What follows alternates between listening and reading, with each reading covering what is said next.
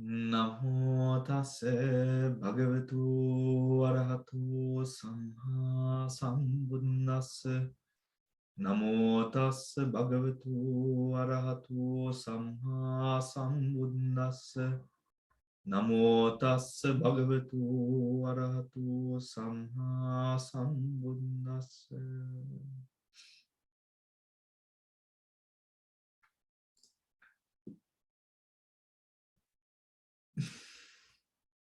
All right.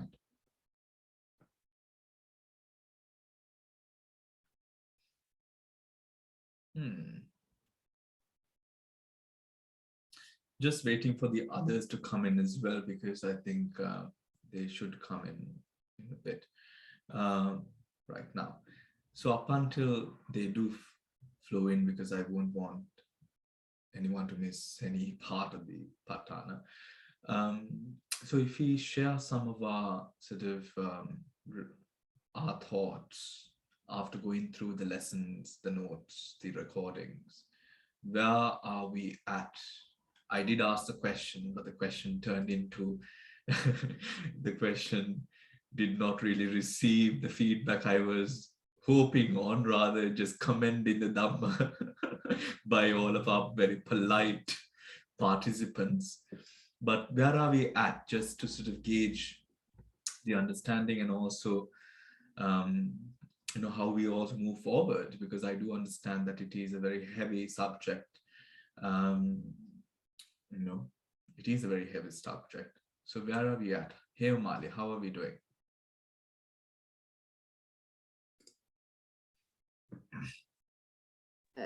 Bhante, I am discussing with Lettice about the Dhamma, and we are okay with that. Yes, we are discussing about 4 days a week. Lettice can explain it very well, Bhante. I am very proud of her. She can explain very well the difficult points.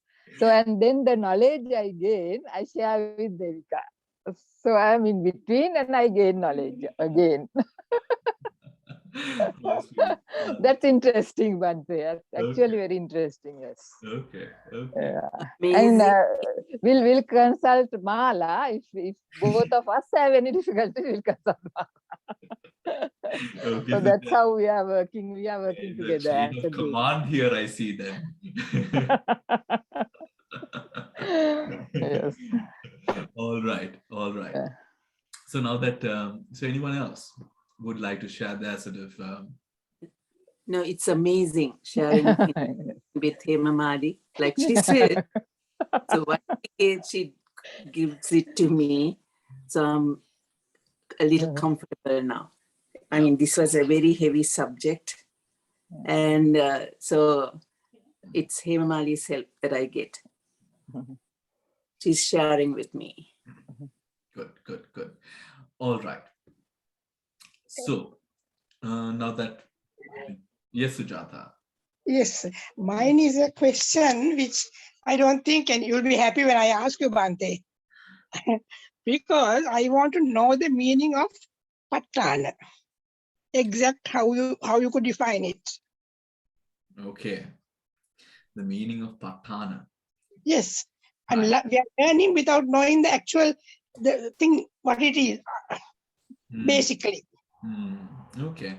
So maybe we can touch on it as we sort of go on as well. Yeah? Yes. Yeah? Okay. Bhante, I'd like to add, Bhante. Can you hear me? Yes, Dave.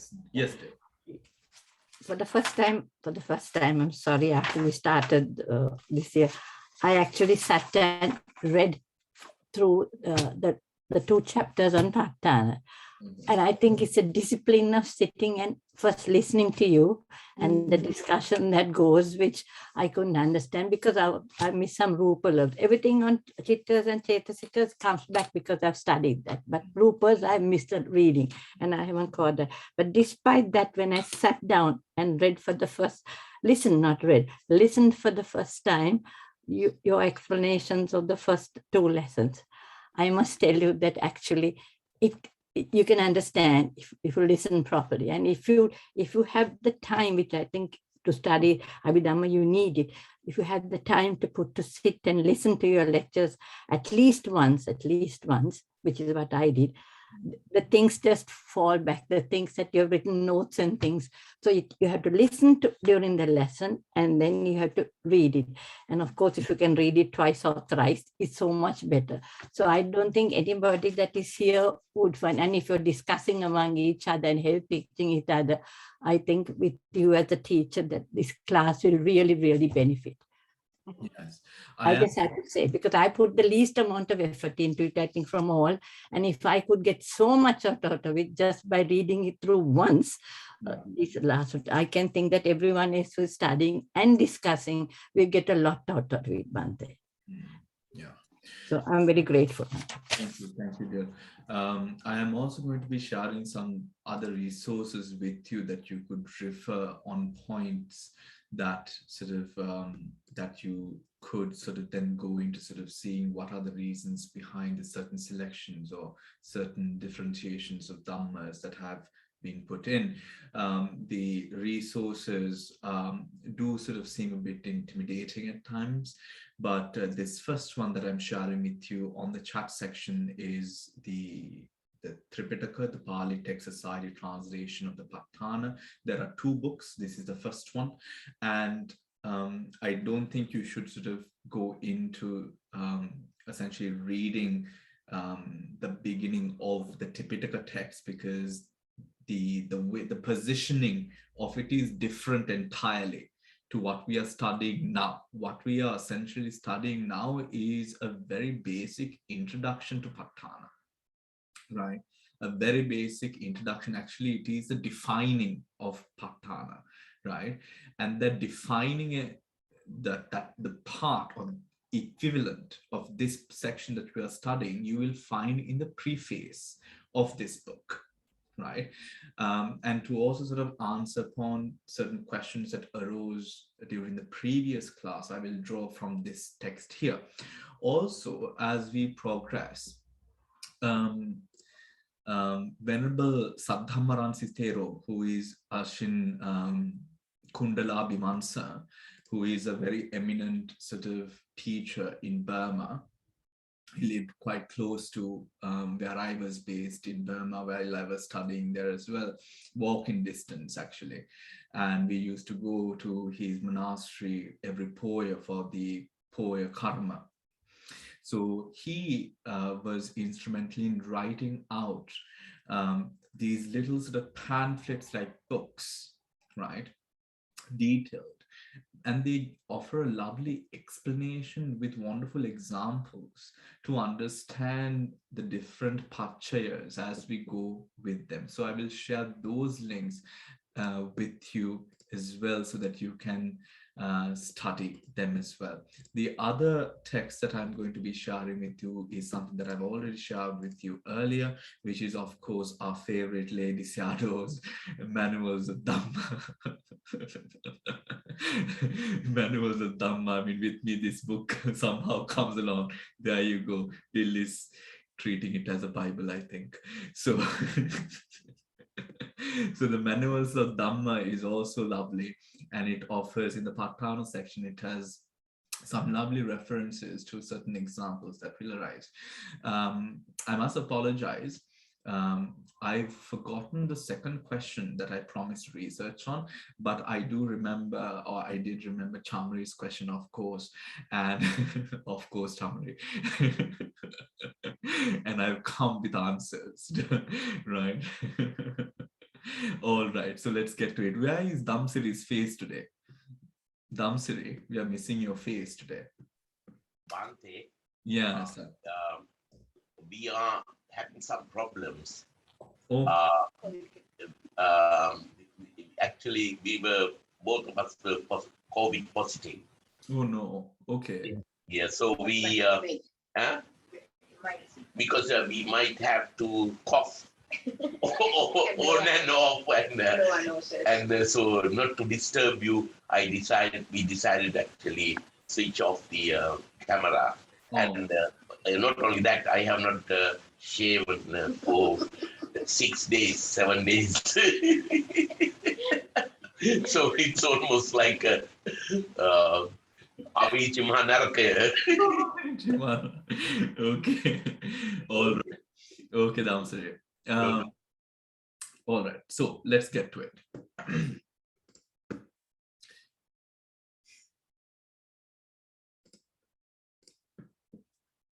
So now, with the first question that arose, let's cover that and then move on with today's lesson. With the first question that arose, which was, I think, several points were made.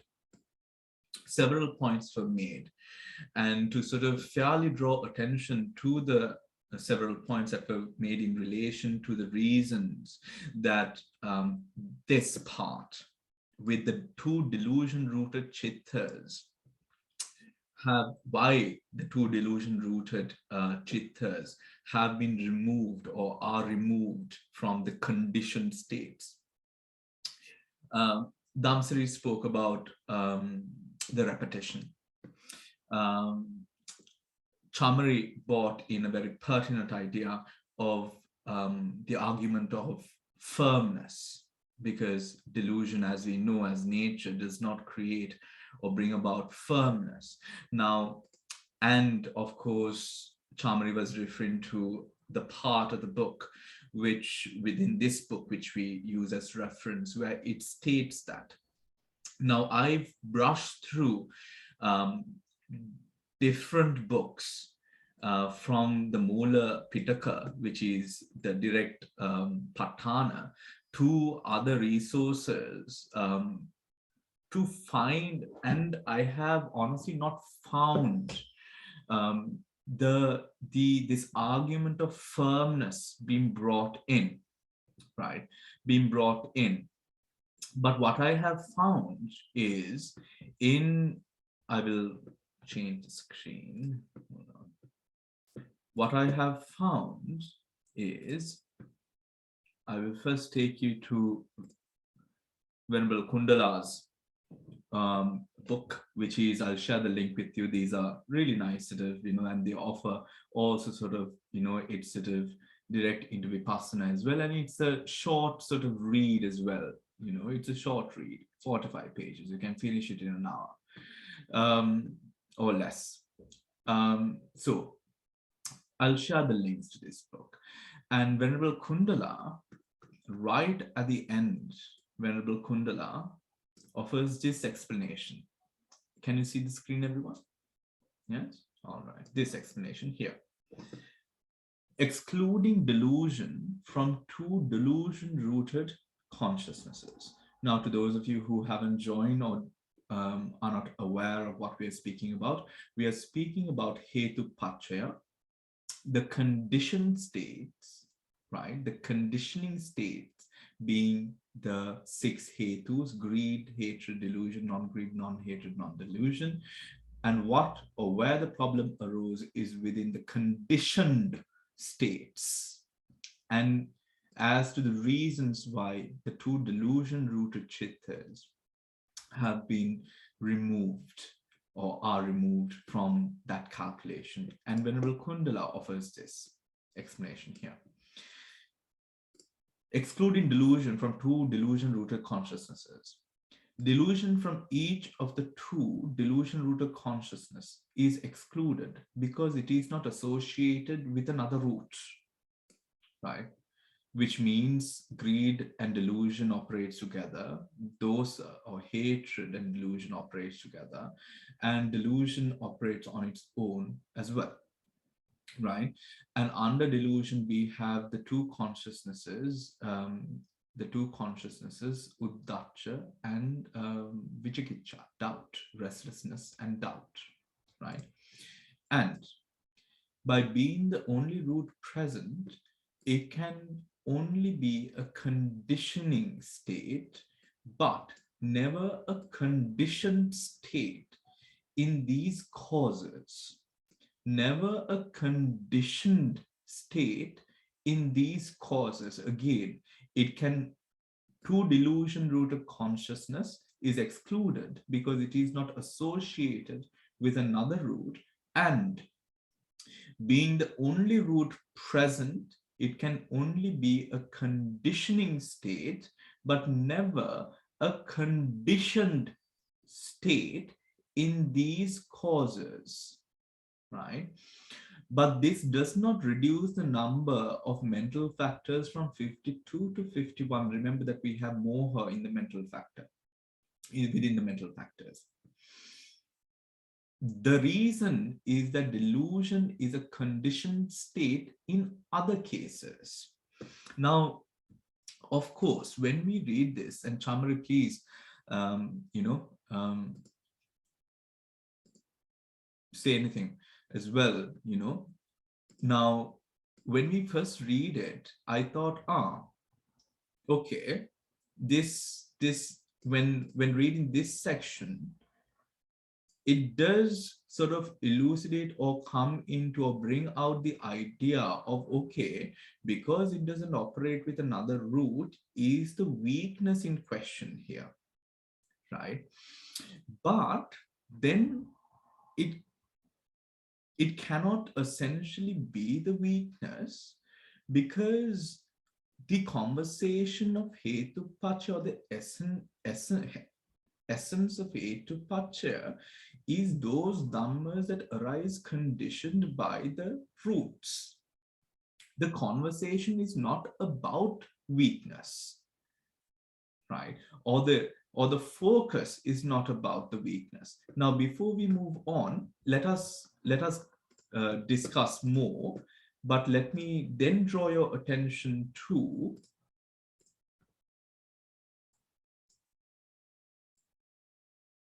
you can see the screen, yes? This is the Mula, right? What I mean by the Mula is a Tipitaka, right? The translation PTS, I've already shared this with you. So this is the page if you want that, right? Now here it says,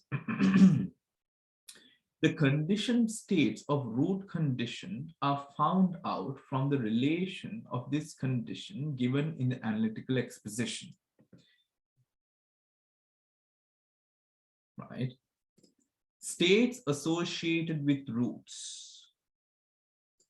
These are 71 consciousnesses, 52 factors, and consciousnesses, and 52 mental factors, and there are 52 mental factors, excluding delusion from the 2 delusion-rooted consciousnesses, as it is not associated with any root, as they are not associated with any root.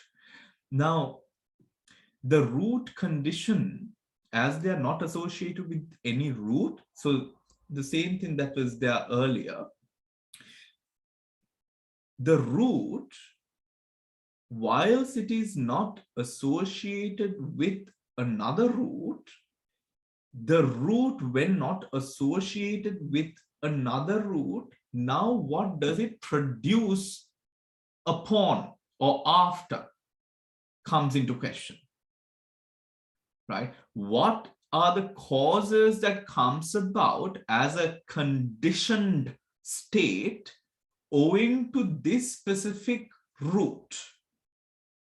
Owing to this specific root. Now, it does bring out the sense of stability. It does, right? But we do not, which is the firmness. It does give us a essence of, okay, is it that sense of firmness? Yes, it does bring out that sense of firmness. But that word is not used anywhere, right? That word is not used anywhere. I think the reason for that is because the conversation, when it comes to Hetupacha, the essence of Hetupacha is essentially not upon the power of the Hetus, but on what it is able to create in the future, or dependent upon that Dhamma, right? If we are, so I'm going to sort of, ask another friend as well. I've not been able to get in touch with him, but I will sort of ask for remarks as well, because of course this is Venerable Bhikkhu Bodhi's book. But this word, the usage of the word firmness, for some reason, I just cannot accept that is a reason, or that would be a proper word to use in terms of evaluating the potency of Hetu Pacha through the Moolas there. Do you get the point that I'm trying to make? Right? Bhante, There we go. Yeah.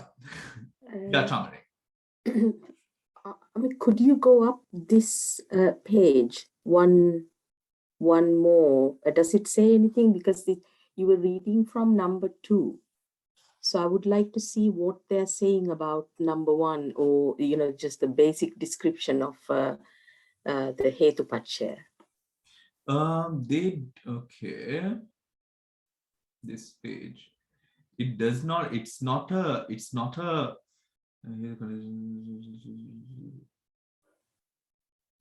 So are they starting from number 2 as the root Pacha? The way that they sort of go is a little bit, it's not in terms of like a book per se. I see. So they are going on a different variant in terms of what are the conditioning states, what are the conditioned state, their nature. So if you see here, for example, they've gone through the nature of the conditioning states and their conditioned states.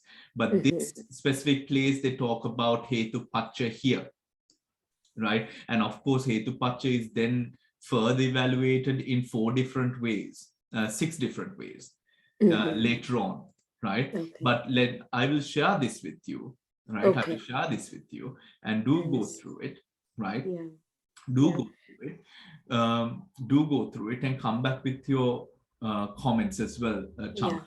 Yeah. And Bhante, I just want to share something where it says in the book, the book that we are doing right now, it does include the 2 delusion-rooted chittas, because all rooted chittas are taken. Yeah. So we have 71. So that is definitely the conditioned state.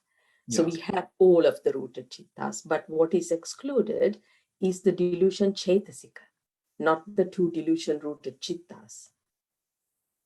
So 52 chetasikas excluding delusion that are associated with the delusion-rooted chittas.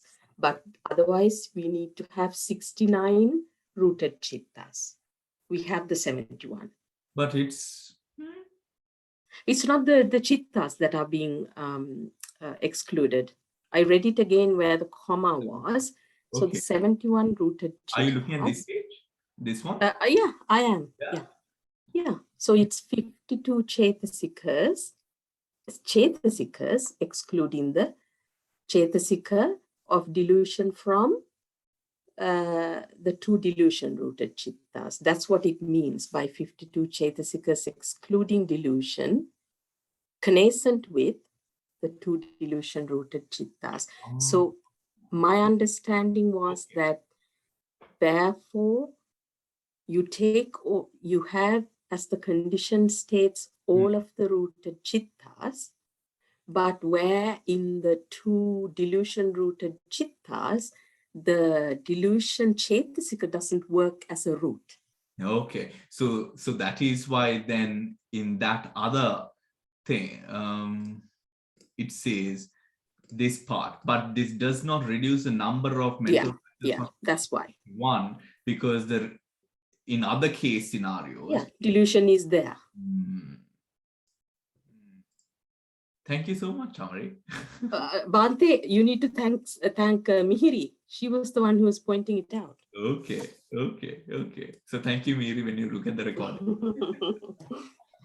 Bhante, we have read that part because we were really puzzled why delusion was excluded. Yeah. But Lettice very kindly went through the internet and sent me that whole book, Hetu Pacha. And she emphasized on this particular paragraph, which explained, I think it's a very plausible explanation.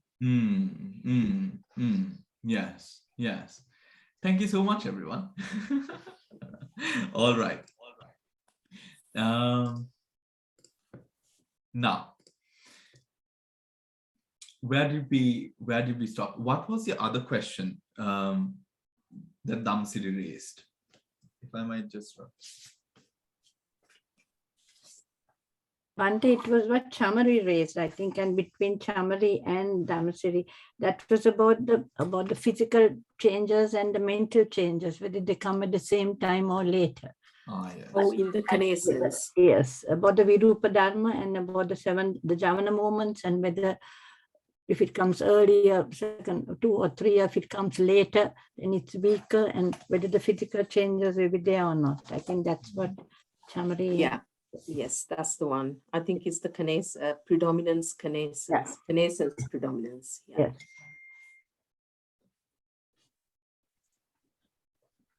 Number 3, the predominant one. Okay. Okay.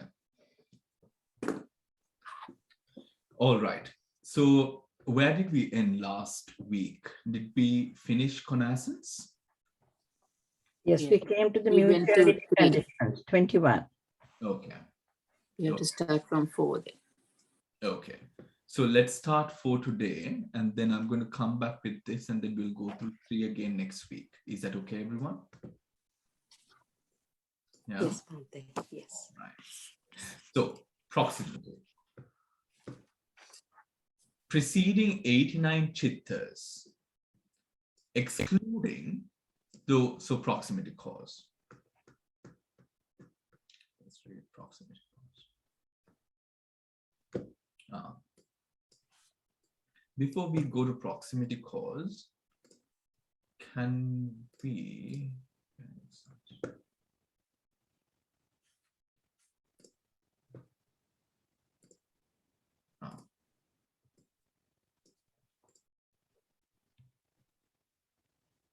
Can you also read this, please?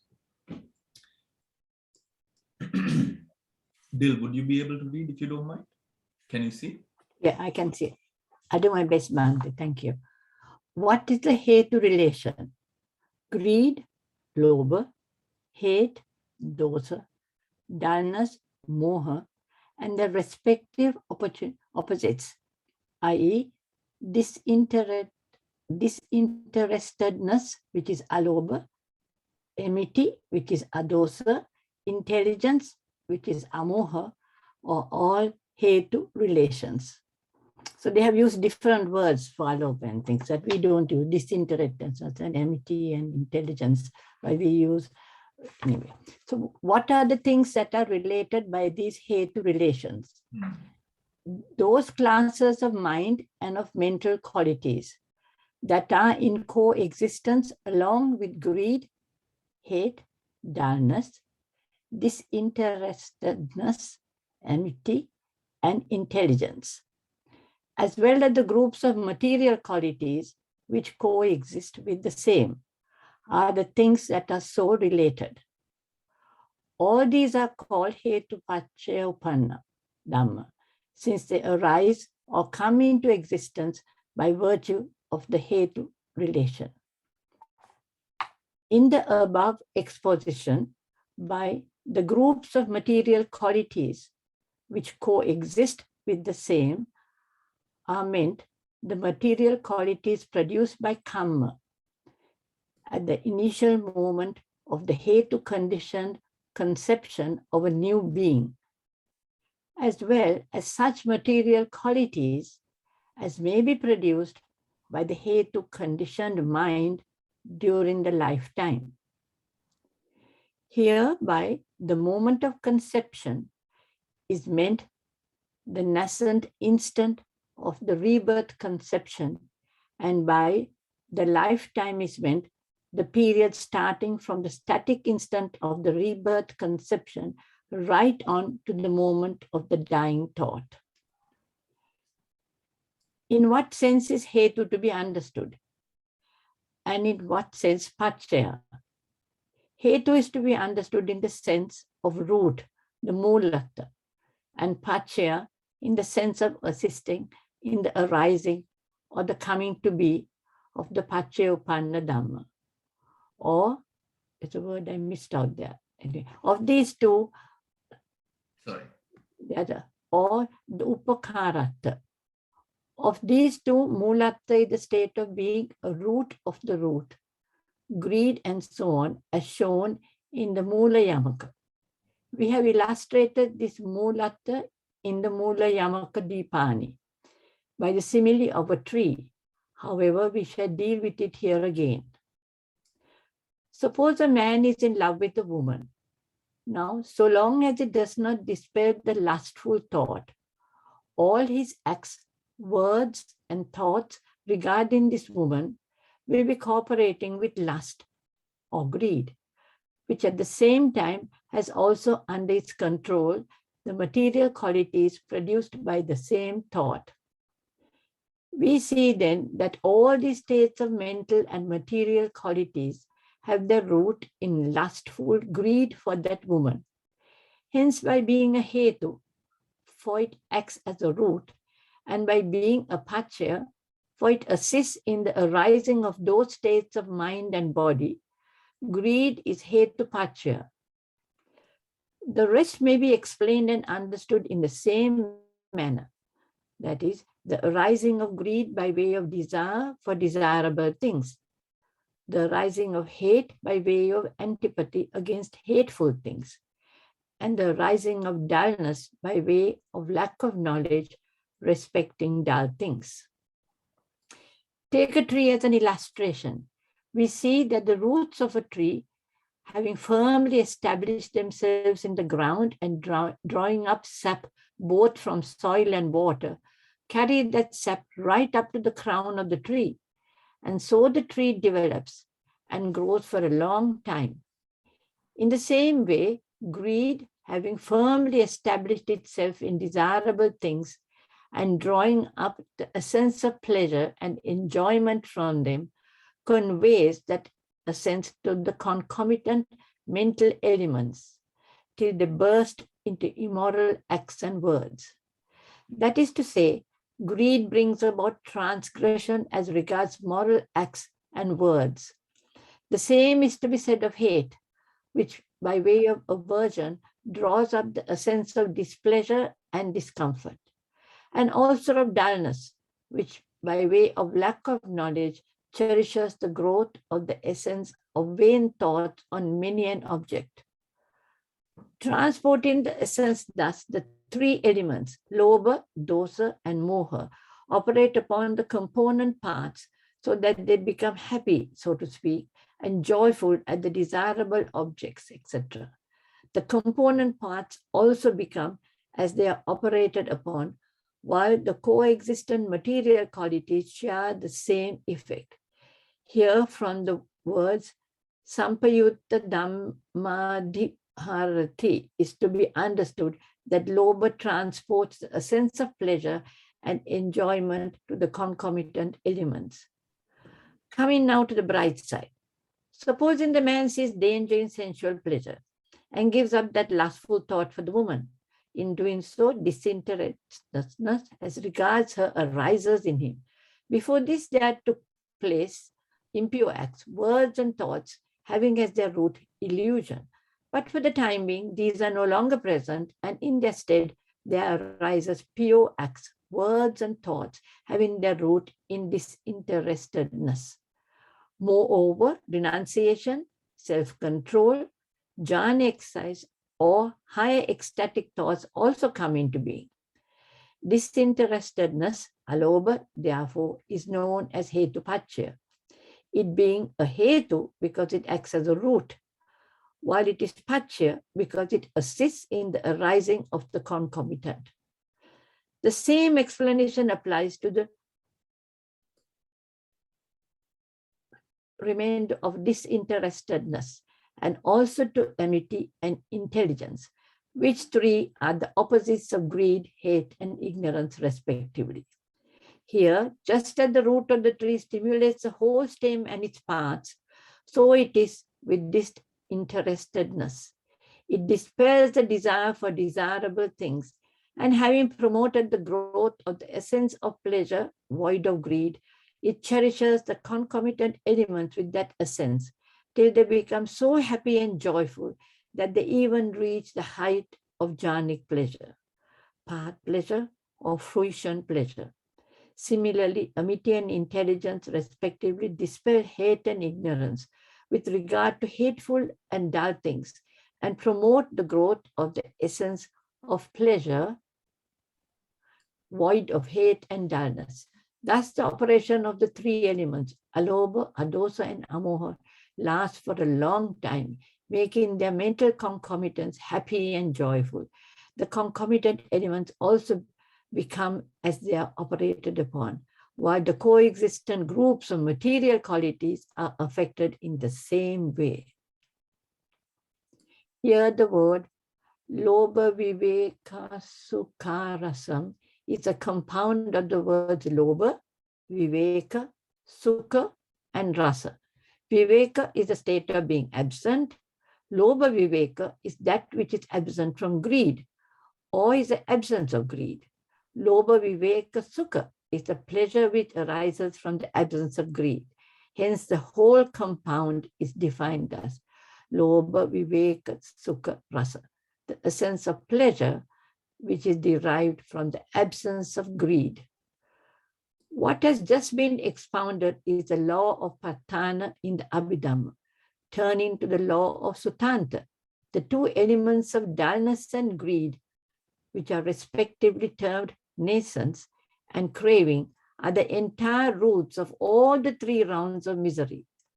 As to hate, it being the incidental consequence of greed is only a root of evil.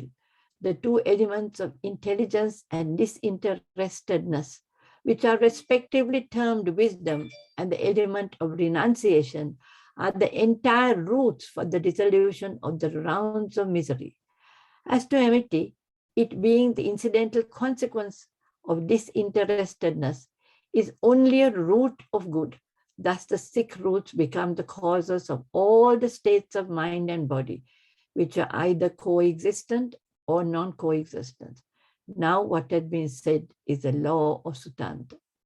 End of the Hetu relation. Thank you so much, Dil. Thank you. Thank you, Bhante. Right. So let us move on to, I will share that link with you as well. And let us move on to proximity. Now, where can we find the definition of proximity?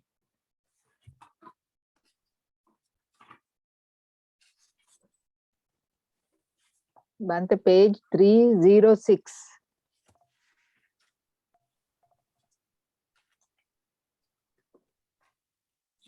Right.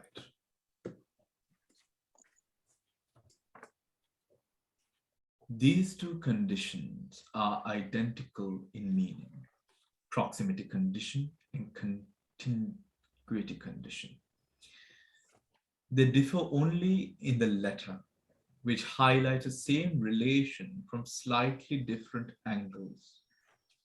Formally defined, proximity condition is a condition where one mental state, the conditioning state, causes another mental state.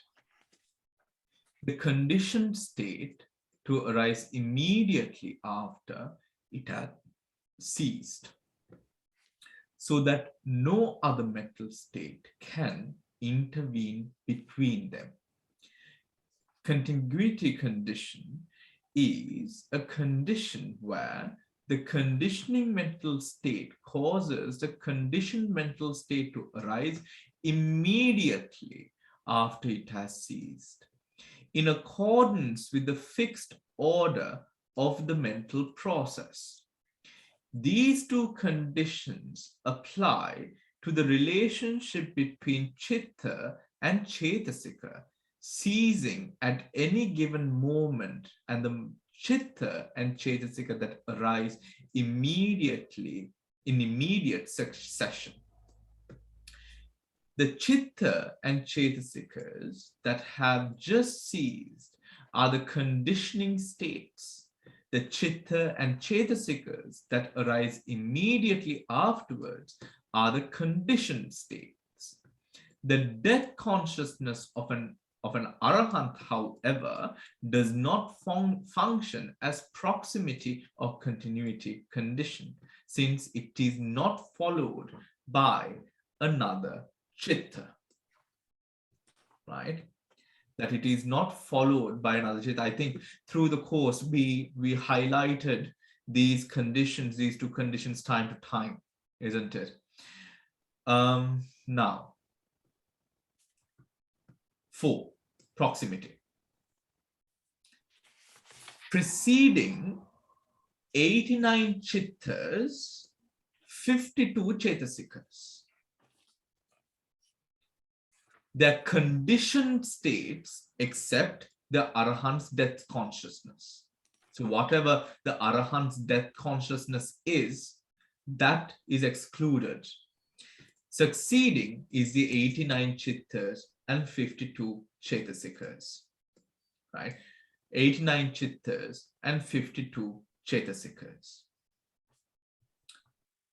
Is that clear, everyone? Does that make sense? Yes, Bhante, it does. Yeah.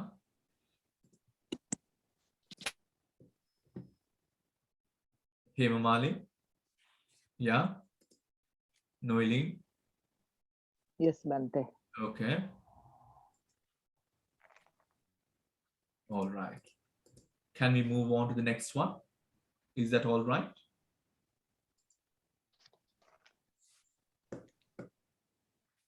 Now, we will take connaissance.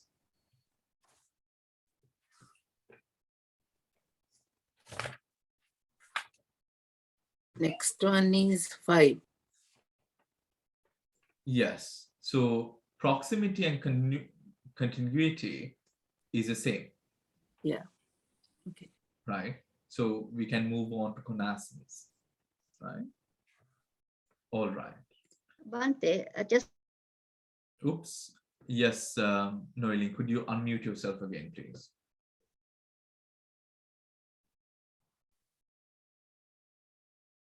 yeah. Yes, can hear you now. Number 3. Oh, not that one. Number 3, predominances we had just now. Yes.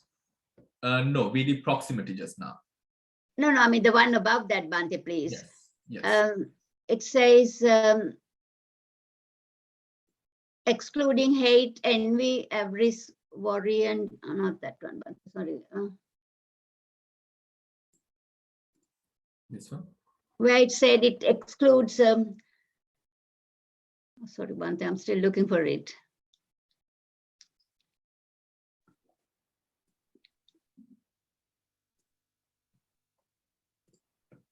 Oh yeah, one of the 3 predominant factors with desire, energy, and wisdom. That one. Yeah. They only take the 3 out of the 4. Consciousness is not there.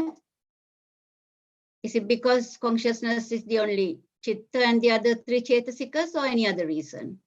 One of the 3 predominant factors. So connaissance conditions of predominance, Sahajata Adipati.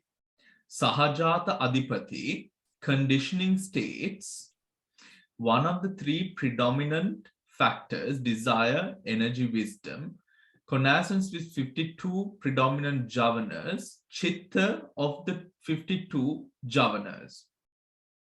Chitta of the 52 javanas. So your question is, why is consciousness not here, Noeli? Yeah, is it because it's a chitta and the other 3 chetasikas? Out of the 4 predominant factors, there are 3 chetasikas and 1 chitta. Yes. Consciousness is the only chitta. Is it because it's a chitta that is dropped from here? Here, one of the 3 predominant factors, desire, energy, wisdom, connaissance with 52 predominant javanas, 52 predominant sajata. Here, the reason conditioning state is because the chitta forms the base for the javanas to arise in this conditioning state here. Chittas form the base for the javanas to arise, and the chitta here it's taken out, or what we only deem is then the three predominant factors: desire, energy, and wisdom. Yeah. Didn't we cover this last week when we went into how the Sahajata becomes or acts out within the Javana? Did we not cover that part?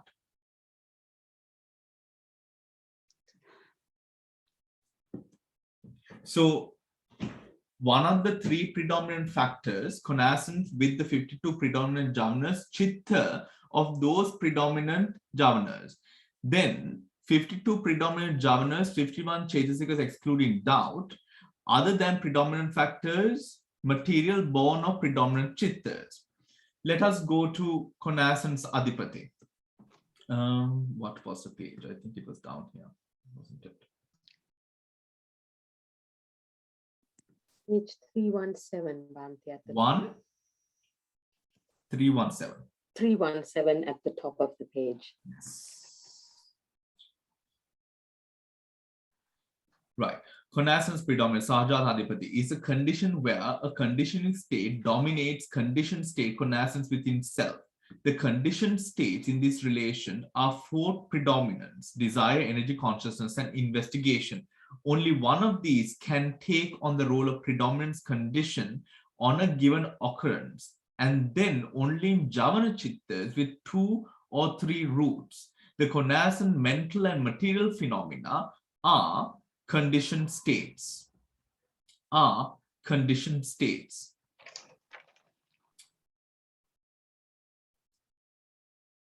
Yeah. The connaissance condition is threefold.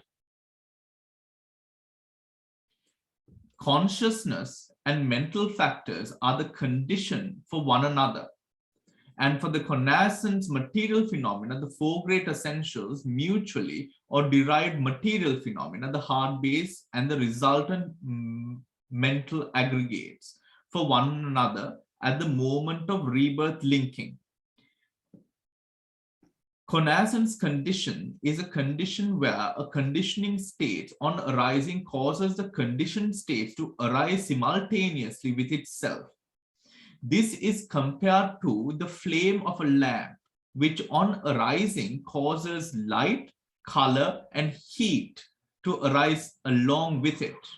This condition may be divided into 3 types, as is done in the above text, or it may be more finely divided into 5 types. 1. Each mental state, chitta or chaitasika, for the associated mental states, each mental state for the connaissant material phenomena, each of the 4 great essentials for the other 3 great essentials, each of the 4 great essentials for derived material phenomena, and at the moment of rebirth linking, the heart base for the resultant mental states, and the latter in turn for the heart base, So within this condition, if we go back,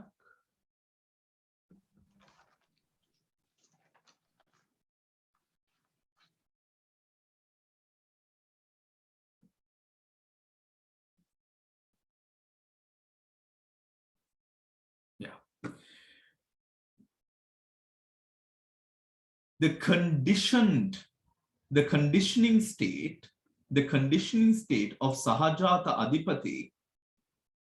Adipati becomes then those dhammas that arise simultaneously with each other and also then become predominant, right? Then also become predominant. In that course, when we take, whilst we have desire, energy, wisdom, and consciousness, here we take the consciousness out because it forms a base for that javana to arise.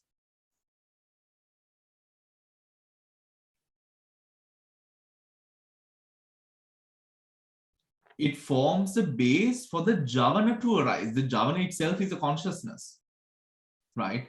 The Javana itself is a consciousness. Yes, Damsiri? Yeah, because its consciousness is already there. Yeah. Because 52 javanas actually is represented in the consciousness. Yeah. Yeah. So the desire, energy, wisdoms are chaitasikas, and 52 javanas represent the chittas. Yeah. So any one of these can be dominant and give rise to chitta or chaitasikas correspondingly. Yeah, respectively, Yeah. respectively, depending Yeah. on the way, not on the element, but on the way that element is taken, on the way the object is taken. Yeah. Yeah. Knowing, does that make sense? Yes, Bhante, thank you. Yeah. Okay. Now, I think we read part of the connaissance down there as well, so we'll go back there. Right. We read the connaissance just now for that earlier, but we'll.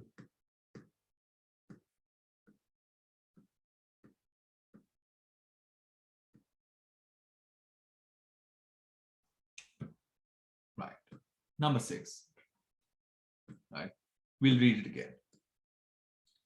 Connaissance condition is a condition where a conditioning state on arising causes the conditioned states to arise simultaneously with itself. Simultaneously with itself. This is compared to a flame of a lamp on which on arising causes light, color, and heat to arise along with it. This condition may be divided into 3 types, as is done in the above text, or it may be more finely divided into 5 types. 1, each mental state, chitta or cetasika, for the associated mental states.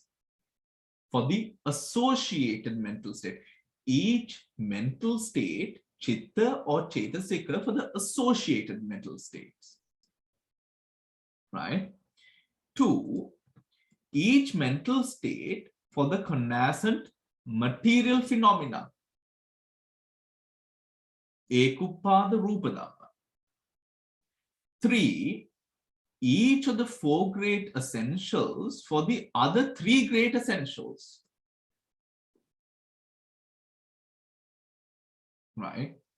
When one of the great essentials arise, when Patavi arises, with it, the other 3 great essentials which support the function that Patavi is about to sort of, or what it arose to do. Each of the 4 great essentials for the derived material phenomena. For those dhammas that arise, those derived phenomena that arise based off the 4 great essentials. Based off the 4 great essentials. Let's take Kaya Vinyati, for example. Right? When Kaya Vinyati happens, bodily intimation. When Kaya Vinyati happens, bodily intimation happens, or Vachi Vinyati happens, as those rupas are produced to give out or to set in motion words or physical movement, that arises together or with the 4 great essentials, because it is through the alteration or the producing of the 4 great essentials that Kaya Vinyati and Vachi Vinyati are affected thereon, isn't it? Yeah.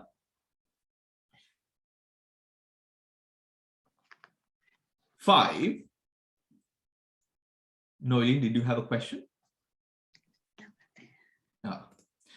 5, at the moment of rebirth linking, the heart base for the resultant mental states and the latter in turn for the heart base.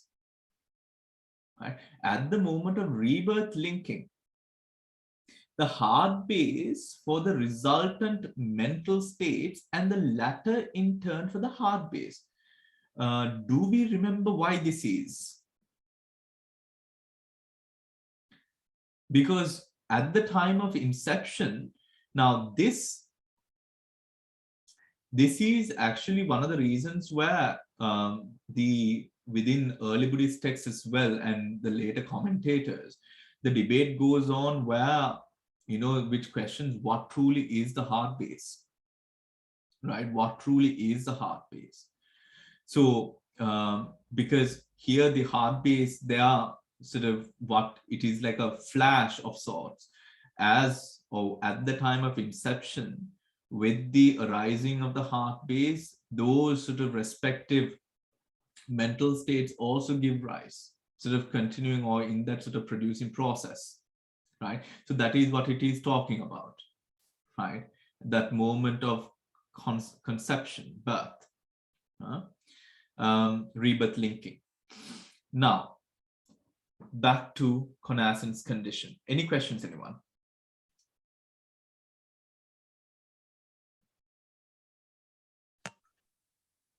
Lettuce. Bhante, can I ask you a question, please? Yes, of course. Yes, Lettuce. Bhante, at the time of conception, the nama, the rupa can be the heart base, and then the nama could be the Vedana, Sanya, Sankara, Vijnana, is it? They're saying the mental states, because if the baby or the conception has 5 aggregates, Okay. in a 5 aggregate plane, so with the... Can you repeat the question, please, again, Lettuce? Sorry, Bhante, now they say that the nama and the rupa at the time of conception, the mental states and the heart base form the rupa. So the mental state in a 5 aggregate plane would be the Vedana, Sanya, Sankara, Vijnana. So could those 4 be there at the time? Could those 4 be there at the time of rebirth? Panchaskandhe.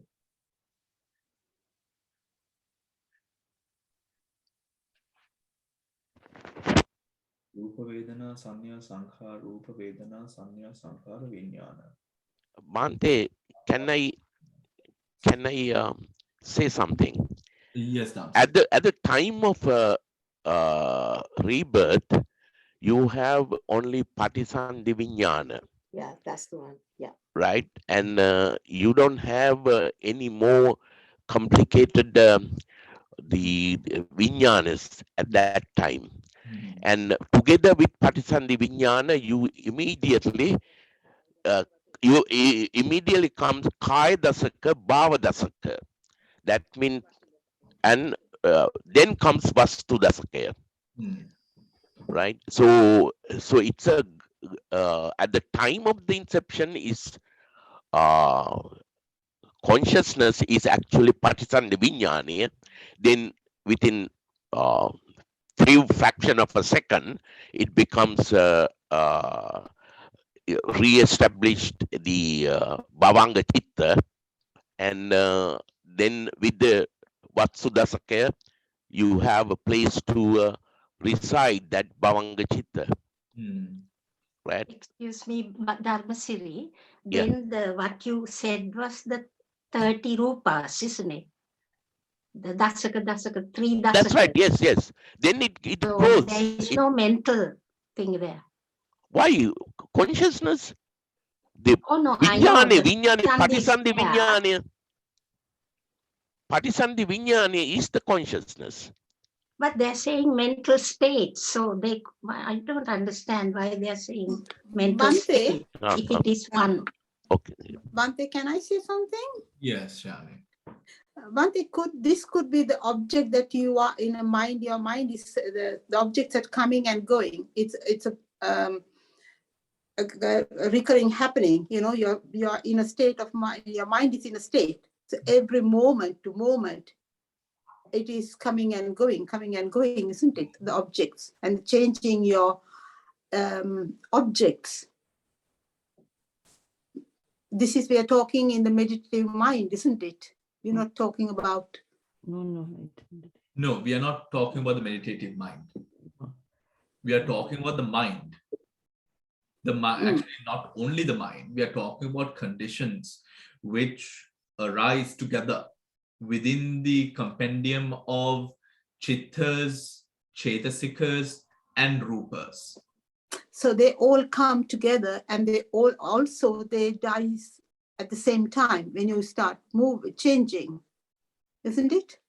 So it doesn't say that it must die together or sort of go into dissolution together. And we know that chittas, mental states, and rupas do not, even if they do arise together at one point, they do not fall apart together or go into dissolution together, because the time frame of it, or its lifespan, the chitta's lifespan is far more shorter than the lifespan of a rupa.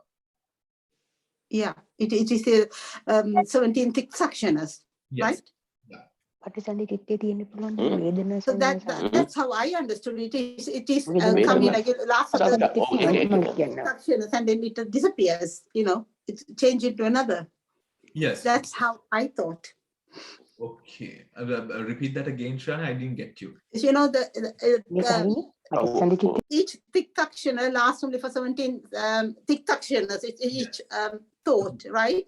No. So that's how I understood it. The thought will come. It lasts 17 tiktakshanas and it disappears. It's again.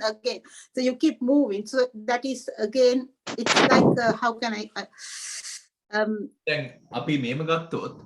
Now, for example, during the process of javana, that javana process can create, for example, rupa, vocal intimation or physical intimation, which will fuel the process of rupa. Now, at the moment of javana, it is midway through the chittaviti process, right? So the physical intimation arises midpoint of the chittaviti process. Right. So then we can take that the rupa will outlive the chittaviti process itself. Right. The other rupas that arose in earlier vitis may die at this point.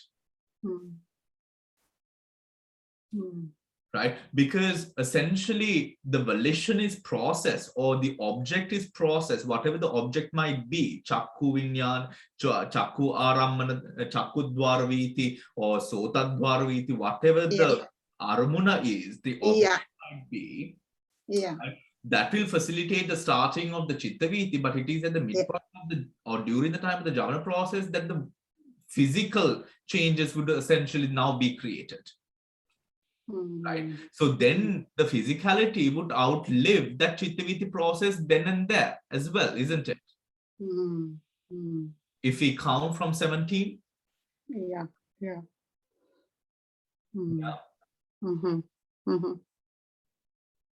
Okay, Shani?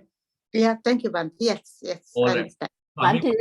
Bhante, just a very short question. Bhante, now. Yes, Bill, just hold on for a moment, because we did not finish Lettuce and Dhamsiri's little sort of riot. Dhamma riot.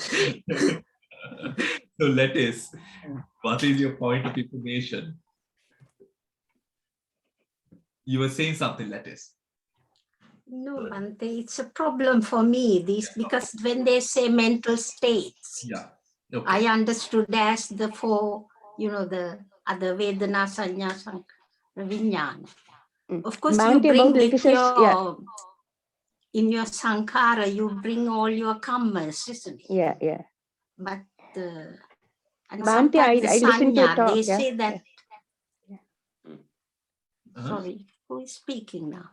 Let it finish.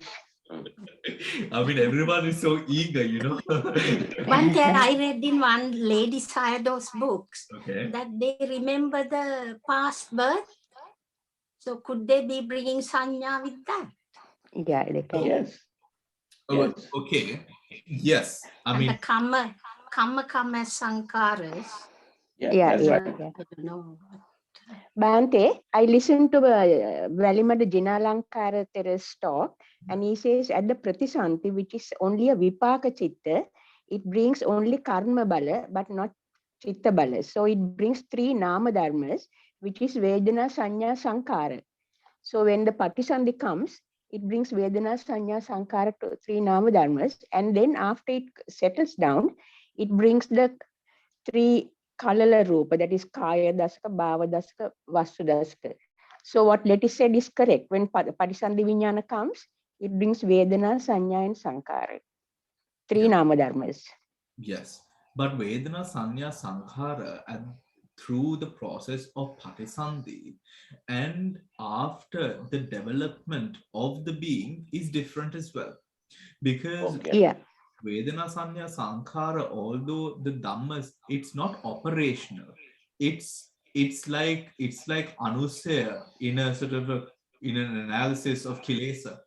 Right, it is dormant, it is present, but it is not in any way operational, right? Because during these points of time where vipakas are giving fruit, right, the effect of what we would now as being right now, how we would be using those parts of the aggregates would be more active in comparison to what would essentially be there during a pratisandhi occurrence.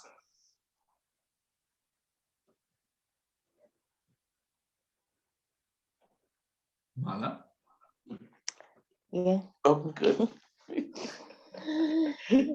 That's what I understood from the talk. Those, He says yes, they bring those Vedana, Dhamma, Sanya, Sankara. yeah, they must be there. They will be there because they are essentially just like, for example, just like the connection of Nama Dhamma, Nama and Rupa, right? The connection between Nama and Rupa is present with, of course, karma being there, is present because the attachment-based pratisandhi that we have just gained. The attachment-based pratisandhi is a result of the Panchupadana skandha or the Upadana in the Panchaskandha. So, because of the Upadana in the Panchaskandha, the being who comes to be will have those attributes. Because also, on another sense, those are the elements or those are the mutually conditioned factors of consciousness itself.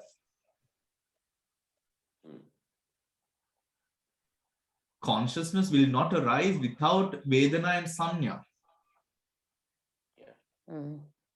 So if consciousness is present, and as we already know it is, right, even in a very sort of weak state, we know it is, Vedana and Sanya aggregates are present, although not as active as what we would usually evaluate it to be or performing the usual functions of it being there. Now, what is then or what is done by Vedana and Sanya at that point of Patisandhi? The simple answer is supporting consciousness.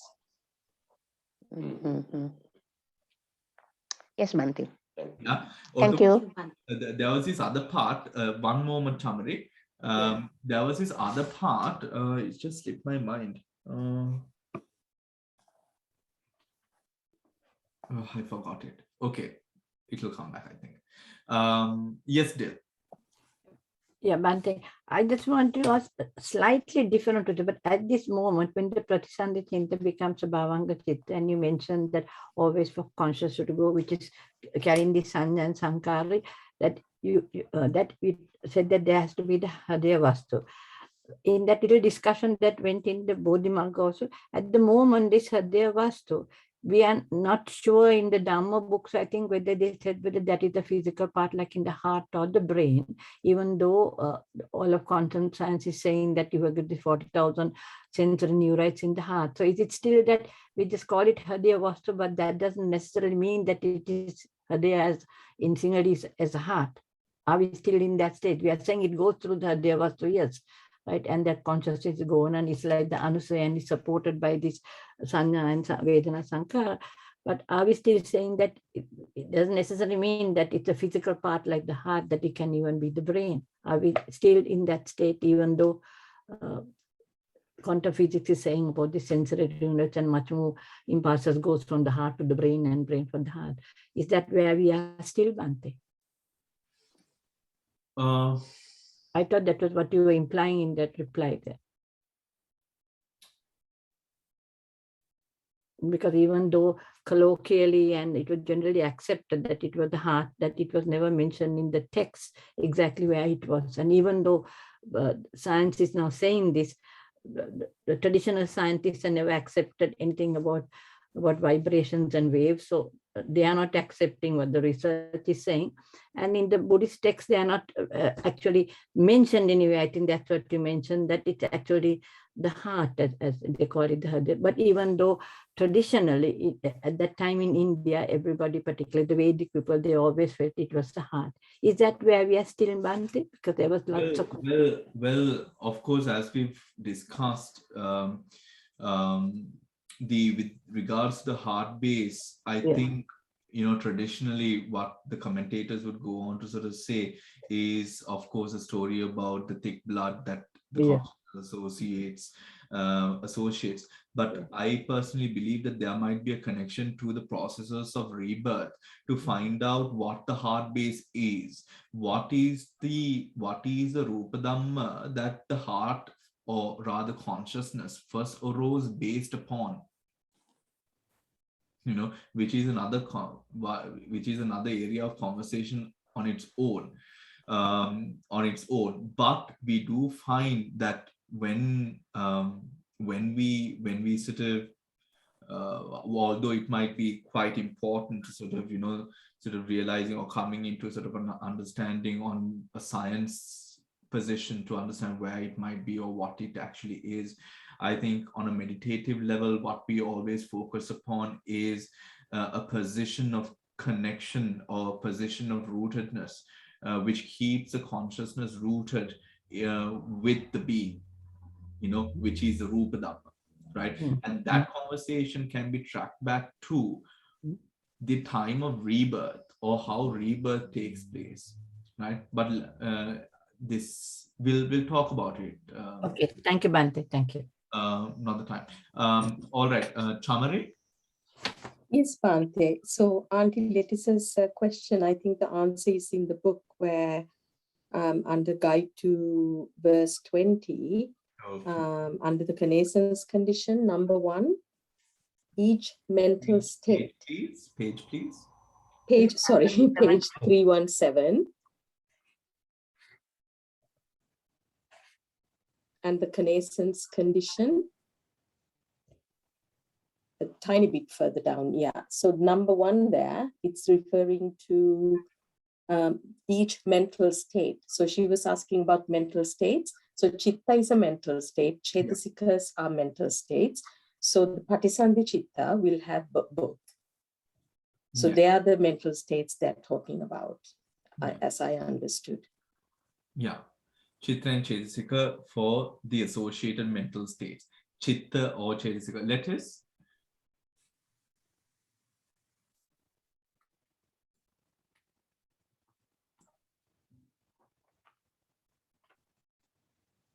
Sorry, Bhante. But then it says mental aggregates. Are they the same? Where is the word mental aggregate, Lettuce? Oh, now the page is gone. Page. If you just touch it, it goes. Oh, is my page gone, you mean? It's connaissant, isn't it? It's a paragraph above, and the resultant mental aggregates. It's a paragraph above guide to 20. I think you're referring to that. Yeah, that's right. Yeah. The resultant mental aggregates, it says, in the connaissant. Consciousness and mental factors are a condition for one another and for connaissance and for the connaissant material phenomena. The four great essentials mutually and for the derived material phenomena of the four great essentials. The heart base and the resultant mental aggregates for one another at the moment of rebirth linking. Yeah. This is the word. This is the That's mental. right, Bhante, because in the 5 aggregate plane, Yeah. so the birth has to have the 5. Yeah. Yeah. So I think we've reached an answer to that with the. Did we come into an answer about that lettuce? Yes, I think you said that they may not be so prominent at the time of birth. Not most of them. More than prominent. It's not about prominence. It's about the function that it performs. Okay. Now, for example, for you and me at this moment in our sort of life, the aggregate of Vedana, we know the prominence or what function it essentially performs at this moment in time for us personally, right? That is not performed at that time of Patisandhi.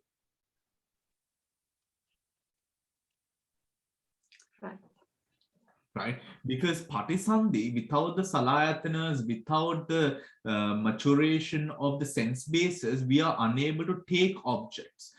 So, for example, if we are to take Pottabba Arammana will not be felt at that moment. Right? So then what is Vedana and Sanya doing there is the question.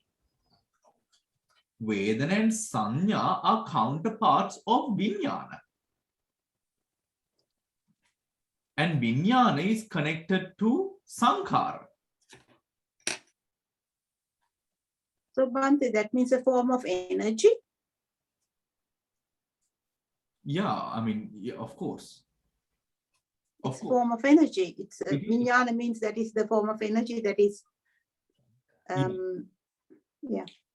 It is very much a energy. form of energy. And it is very much a form of energy. And also, I think maybe a couple of weeks back before we started Pathana, I think,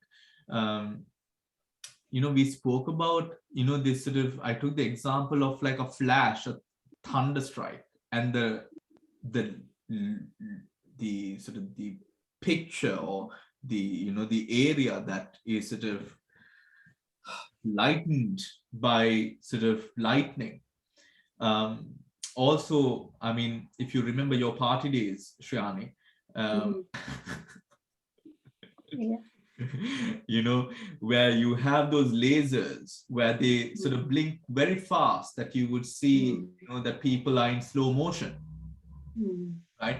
Just imagine, right? Now, consciousness as we see it, for example, with Chitta, if we take ourselves back to the Chitta chapter, we find that, we take examples. For example, a boy, the examples that we use is a boy wants an apple. He decides to steal it, prompted, unprompted. These are the examples that we use, isn't it? But as we progress and as we sort of go deeper into it, we must remember that these are simply examples, and sometimes examples can sort of misguide our interpretation and understanding of what we are trying to sort of get to, right? So one consciousness is incapable of actually doing anything. It's incapable. It is such a flash of energy which happens so fast and disappears so fast that the only way a consciousness can truly sort of go about to accomplish something or anything is through proximity condition and continuity condition, where there is a carrying on of essence from one consciousness and mental and Chaitasika stream to another, where we will be able to now take or do something with it. We also know in the Chitta Vidi chapter, we also know when the first jhana is weak. Why? Because it doesn't have a similar jhana consciousness before it. Right? So then, for example, take the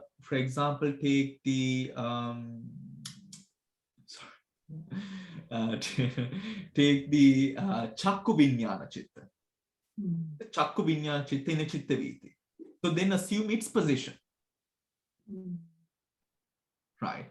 A Chitta, one Chitta alone, it is basically like simple, it's just an image, a bit of data, and that data is built upon as we go on, as we sort of, go on in that spirit. Only then are we able to bring it to a position where a Javana is able to do its thing. Right? A Javana is able to do its thing. So really, when we think about it and when we sort of see, it is like in meditation, there comes a time where everything at deep samadhi, there comes a time when everything just simply stops.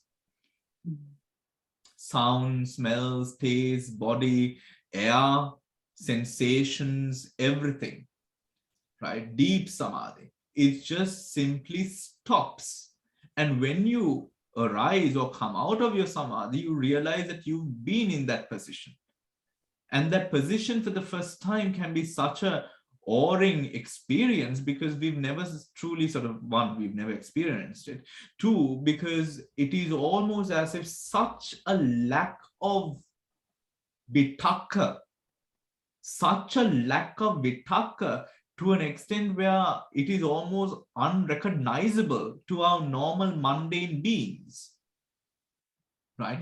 That carrying on is what essentially, we are doing, which draws even more deep appreciation for the fact of course, Dhamma, to say this is like a true artwork, which is drawn, it is simply an illusion.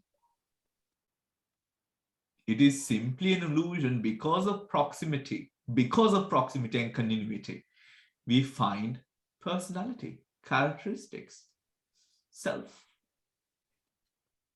Because of continuity, because of proximity condition. Does that make sense? Bhante, that's carried in the Anusaya as well, isn't it? Yeah, so Anusaya, Chitta, Karma would exist on a different level, right?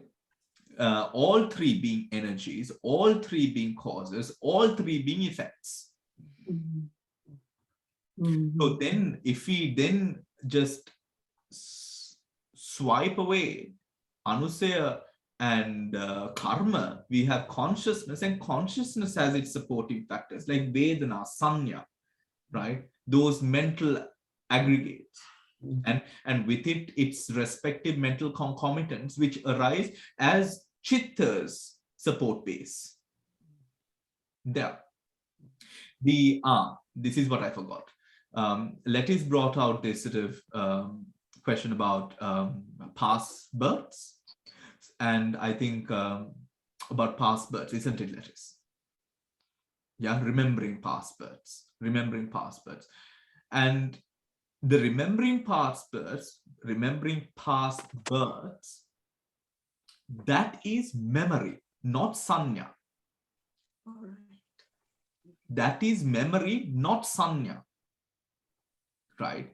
Sanya operates, for example, with Anusaya, Karma, consciousness, Chitta, I'm sorry, did I use the right words? Anusaya, Karma, and consciousness, Chitta.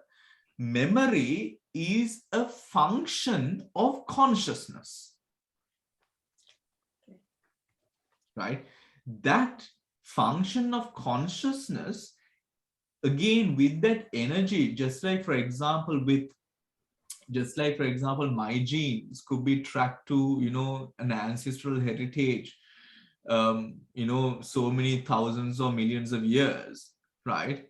Just like I have with every physical structuring, there has been some genetical identity that has come with.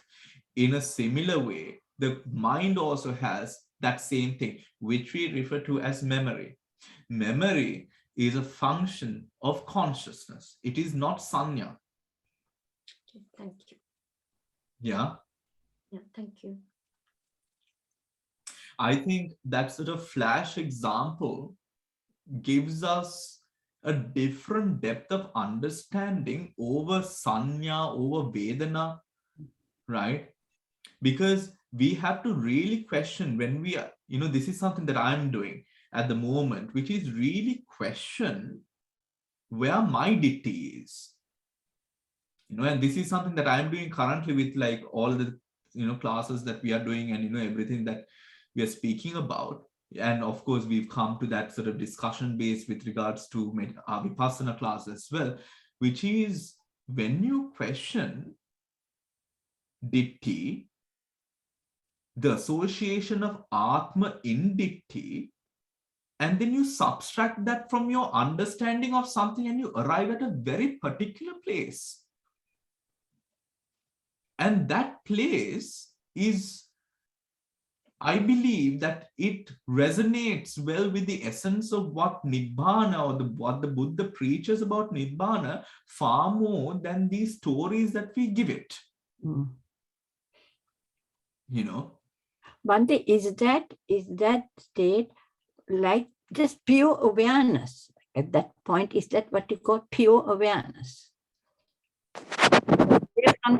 So where you don't think you're right or you're not questioning, so your vitak and all those are gone, and there's no holding on to any kind of view of anything.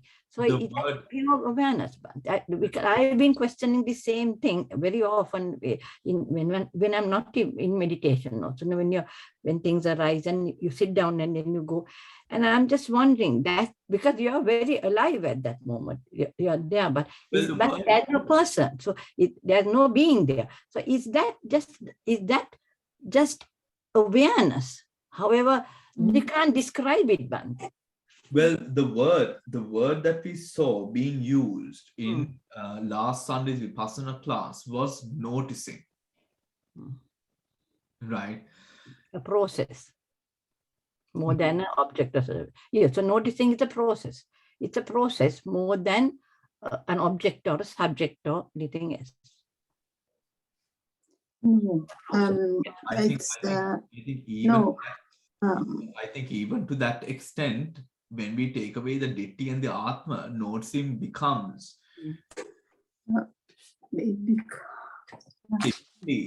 without the views or anything of that sort. It just simply becomes something that is there at that moment. You won't even want to say pure consciousness or energy. But hetu pala, right? So if you start seeing the hetu pala at the passa before you coming to Vedana Sankhara, there itself the dissolution happens, isn't it? If you start seeing the hetu pala at the passa stage, very early on.